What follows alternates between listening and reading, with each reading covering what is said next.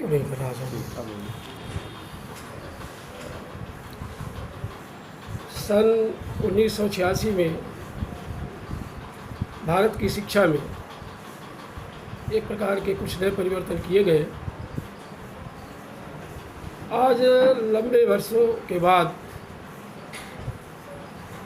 नई शिक्षा नीति 2020 34 वर्षों के बाद हम सभी के सामने है।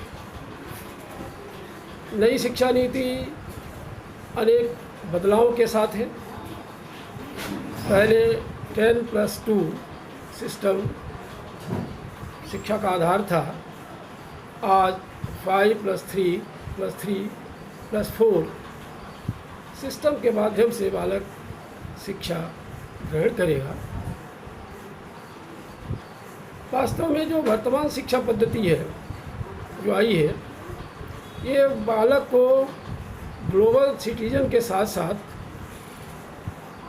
अपने देश की मिट्टी से भी जोड़ती है, क्योंकि उसकी प्रारंभिक शिक्षा जो है वह मातृभाषा या क्षेत्रीय भाषा में होगी, जिसके कारण उस पर एक प्रकार से जो पढ़ने का एक दबाव रहता था और जिसके कारण विद्यालय जाने में रुचि नहीं लेता था। किताबों के बहुत बड़ा बोझ रहता था और इन सब कारणों से वो अपने बचपन को खो देता था।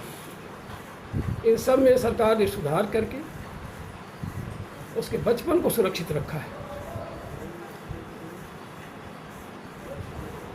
ये जो व्यवस्था है, इसके कारण बालक में मातृभाषा के प्रति एक प्रकार से लगाव बढ़ेगा, प्रेम बढ़ेगा। इसी के साथ कक्षा 6, 7, 8 में बालक की अभिरुचि को ध्यान में रख करके उसको शिक्षण के साथ साथ उसकी रुचि अभिरुचि जिस क्षेत्र में है उसके प्रैक्टिकल ज्ञान की भी व्यवस्था की गई है कि प्रत्यक्ष वह उस क्षेत्र में जाएगा। जैसे आर्ट्स के प्रति, कलाकारी के प्रति उसकी रुचि है, तो जो कलाकार हैं उनके बीच में जा कर के उसको प्रशिक्षण लेना पड़ेगा, उसको सीखना पड़ेगा।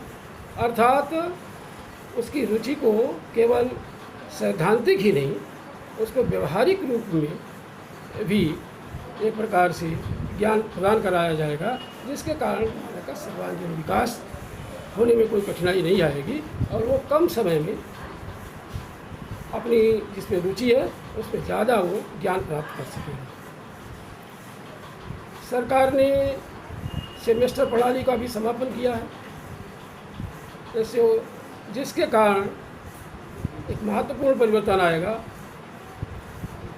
सत्रीय परीक्षाओं के माध्यम से, बोर्ड परीक्षाओं के माध्यम से बालक केवल रटता था।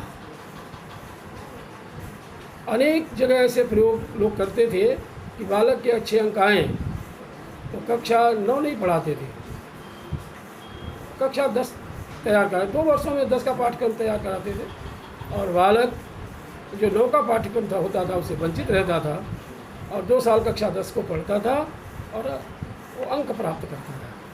अर्थात जो रटंत विद्या थी उस पर नियंत्रण लगेगा और बालक संपूर्ण पाठ्यक्रम को तैयार करेगा। संपूर्ण पाठ्यक्रम का उसे ज्ञान प्राप्त करना होगा, अर्थात उसको सतत पढ़ना पड़ेगा। अर्थात उसका मूल्यांकन जो है सतत और व्यापक रूप से। हायर एजुकेशन में भी सरकार ने महत्वपूर्ण परिवर्तन किया। अभी तक छात्र जो था प्रीवियस और सेकेंड ईयर कर लेता था और फाइनल ईयर नहीं करता था, तो उसकी शिक्षा का कोई महत्व नहीं रहता था। वर्तमान सरकार ने इन सारी परिस्थितियों का ध्यान रखते हुए जो क्रेडिट बैंक प्रणाली अपनाई है, जिसमें अगर बालक ने फर्स्ट ईयर सेकेंड ईयर किया है, कतिपय कारणों से वो थर्ड ईयर नहीं कर पाता है, तो उसकी क्रेडिट जमा रहेगी। जब आगे वो पढ़ना चाहेगा तो उसको आगे पढ़ना पड़ेगा। तो इससे जो छात्र का परिश्रम है वह बेकार नहीं। एक अध्यापक अगर योग्य नहीं है तो राष्ट्र का बहुत बड़ा नुकसान करता है। जब तक वो सेवा काल में रहता है, जिन जिन छात्रों को पढ़ाता है, उनका एक बहुत बड़ा नुकसान पड़ता है।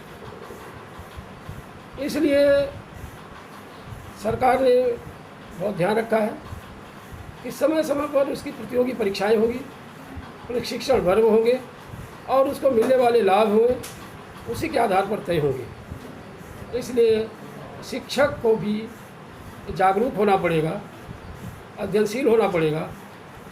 जो वर्तमान विकास हो रहा है उसके साथ तादात्म्य बिठाना पड़ेगा, तभी वो अपने को इन संपूर्ण प्रकार की जो योजनाएं हैं उनका लाभ प्राप्त करने में वो एक प्रकार से समर्थ होगा और सरकार उसकी व्यवस्था करेगी। सरकार ने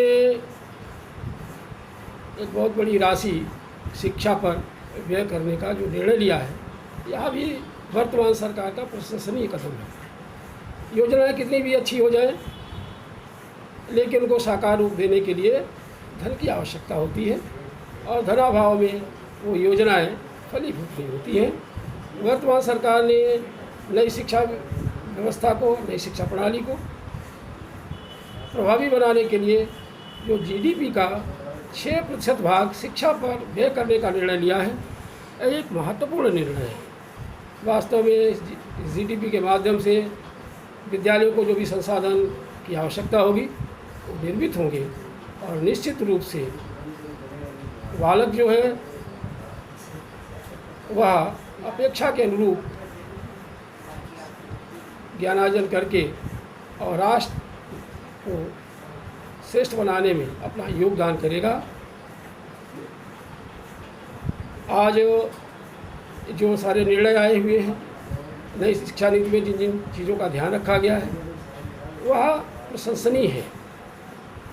अभी तक जो शिक्षा व्यवस्था थी, बालक अपनी मातृभाषा से कटता था, किंतु ग्लोबल सिटीजन के साथ साथ बालक जो है वो अपनी मातृभूमि के प्रति लगाव रखेगा।